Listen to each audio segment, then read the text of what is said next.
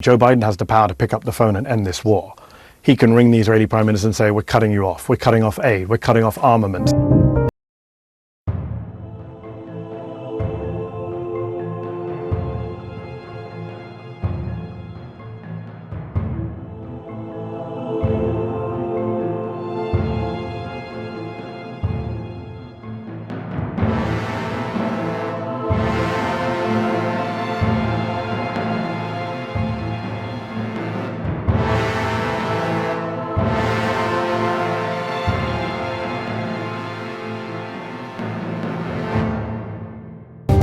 The Israeli military tend to say things that turn out not to be true, both before Gaza, when they killed Shireen Abu Akleh, a US citizen, and lied about it, or even during this conflict. The Israelis open fire on hungry people trying to get flour. It's being called a flour massacre for that reason. When Israel starves hundreds of thousands of people and then shoots people who go to get flour, where's the condemnation for the United States government? The State Department spokesman would not condemn Israel today. So it's a tragedy. Is it a tipping point? I wish it was. I suspect it isn't. As I argued in a Guardian piece recently, Joe Biden has the power to pick up the phone and end this war.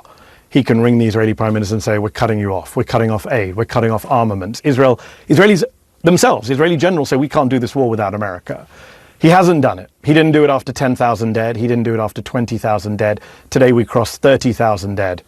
You have to ask the question why. This is a man who's seen as the great comforter in chief, the great empath, has had huge personal tragedy in his own family, and yet 30,000 Palestinians, according to his own defense secretary today, 25,000 women and children. How on earth has he not stopped the war till now? How on earth are we still debating this? And 4 out of 5 of the hungriest people in the world are in Gaza right now. Even with or without those aid trucks, people are starving. A 2-month-old baby called Mahmoud Fatou starved to death earlier this week in Gaza.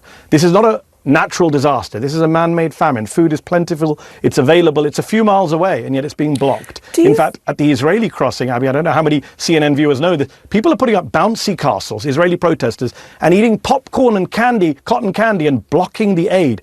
That is crazy. And it is within his power to get a ceasefire. It's within the power of the UN Security Council to get a ceasefire. Remember, the rest of the world wants a ceasefire. It's America that has blocked this at the UN Security Council. Even other Western nations have backed a ceasefire. It's Biden blocking it. It's our weaponry, it's our money, it's our diplomatic support, and our president can stop this. And I hope he does.